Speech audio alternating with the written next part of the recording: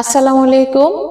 আজকে আপনাদের সামনে আমি advocate Mosammad Muslima Banu Ratna, supreme court of Bangladesh হাজির হয়েছি একটা গুরুত্বপূর্ণ বিষয় নিয়ে আপনাদের সাথে আলোচনা করতে চাই। তো বিষয়টা হচ্ছে আগাম জামিন বা অ্যান্টিসিপেটরি বেল। আচ্ছা, এই আগাম জামিনটা কি? আসুন আমরা জেনে নেই।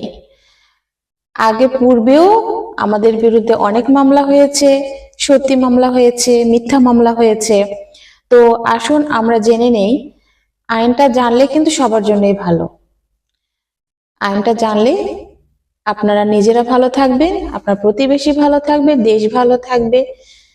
দেশ ভালো থাকলে সবাই শান্তিতে থাকবে। তাহলে আজকে আমরা জানা যাক আগাম জামিন কাকে বলে।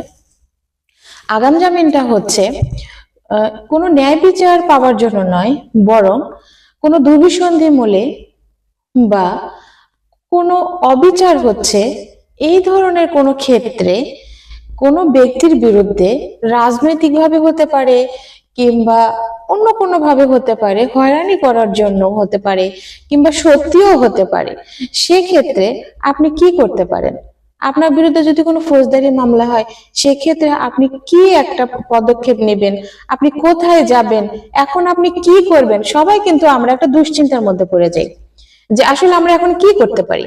এই মুহূর্তে আমার বিরুদ্ধে একটা মামলা হয়েছে, এটা ধরেন পুলিশ আপনার বাসায় আসলো, এসে আপনাকে খুঁজে গেল, আপনার বিরুদ্ধে মামলা হলে আপনার বিরুদ্ধে একটা ওয়ারেন্ট হয়ে যায়। ওয়ারেন্ট হওয়া মাত্রই পুলিশ আপনাকে খুঁজে বেড়াবে, আপনাকে অ্যারেস্ট করতে চাইবে। তো এক্ষেত্রে আপনি ধরেন অ্যারেস্ট হন নাই, এই মুহূর্তে আপনার কি করা জরুরি? এই মুহূর্তে আপনার জন্য জরুরি হবে প্রথমে আগাম জামিন নেওয়া। এই আগাম জামিনটা হচ্ছে কোনো কোর্টে উপস্থিত হয়ে আত্মসমর্পণ করে কোর্টের কাছ থেকে একটা জামিন নেওয়া। এই জামিনটা একটা নির্দিষ্ট সময়ের জন্য হতে পারে, সেটা 1 মাস হতে পারে কিংবা 2 মাস হতে পারে, যে কোনো একটা নির্দিষ্ট সময়ের জন্য এই আগাম জামিনটা দিয়ে থাকে। এই আগাম জামিনটা কে দিতে পারে? এই আগাম জামিনটা দিতে পারে দায়রা জজ অথবা হাইকোর্ট। আপনি কোন কোন ক্ষেত্রে আগাম জামিন নেবেন?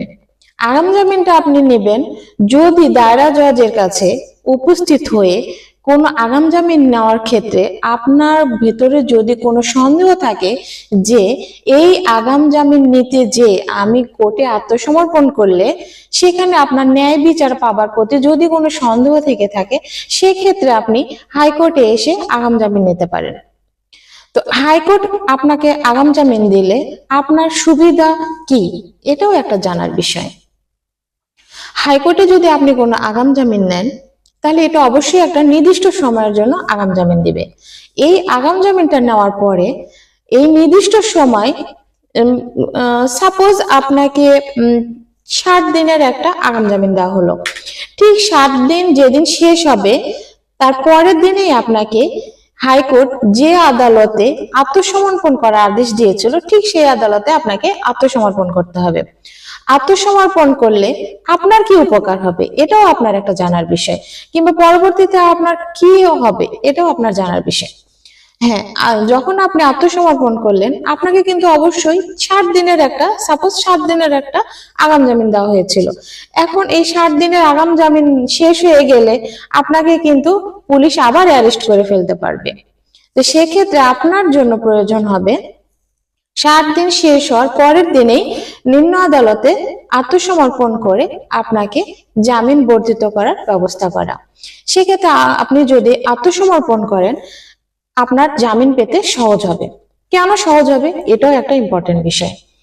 আপনি আইনের প্রতি শ্রদ্ধাশীল হয়ে হাইকোর্টে এসে যেমন আগাম জামিন নিলেন আত্মসমর্পণ করে, ঠিক হাইকোর্টের নির্দেশ মোতাবেক নির্দিষ্ট টাইম শেষ হওয়ার পরে যখন আপনি নিম্ন আদালতে গিয়ে এই আগাম জামিনটা শেষ হওয়ার সাথে সাথে পরবর্তী জামিনের জন্য জজ সাহেবের কাছে একটা জামিনের প্রার্থনা করবেন, সেক্ষেত্রে জজ সাহেবের আপনার প্রতি একটা ভালো ধারণা আসবে। কেন ভালো ধারণা আসবে? এই যে আপনি হাইকোর্ট থেকে একটা জামিন নিলেন এবং সেই জামিনটা শেষ হওয়ার সাথে সাথে আইনের প্রতি শ্রদ্ধাশীল হয়ে নির্দিষ্ট সময়ের পরই আপনি আইনের কাছে নিজেকে আত্মসমর্পণ করলেন। এই ক্ষেত্রে জজ সাহেবের আপনার প্রতি একটা ভালো বিবেচনা আসবে এবং সেই জজ সাহেব তার ক্ষমতা বলে আপনাকে আগাম জামিন পরবর্তী জামিনটা দিতে পারবেন।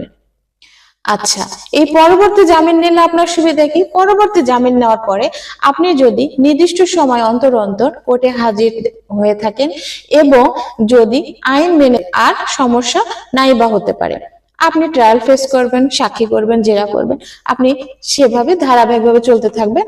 দেখবেন আইনের প্রতি শ্রদ্ধাশীল থেকে আপনি যদি একটা নির্দিষ্ট সময়ের জন্য, একটা মামলা তো একদিন না একদিন শেষ হবেই, আপনি এই সময়টা কোর্টে একটু নির্দিষ্ট সময় অন্তর অন্তর কোর্টের টাইম আসে, সে টাইমে হাজির হতে হয়। কোর্টের সামনে যদি আপনি নির্দিষ্ট সময় অন্তর অন্তর হাজির হন, সেক্ষেত্রে দেখা যাবে যে আপনার এই জামিনটা ক্যান্সেল হবে না। তো আসুন আমরা আইন জানি এবং আইন মানি এবং আমাদের দেশে শান্তি ফিরে নিয়ে আসি। সবাইকে ধন্যবাদ। আল্লাহ হাফেজ।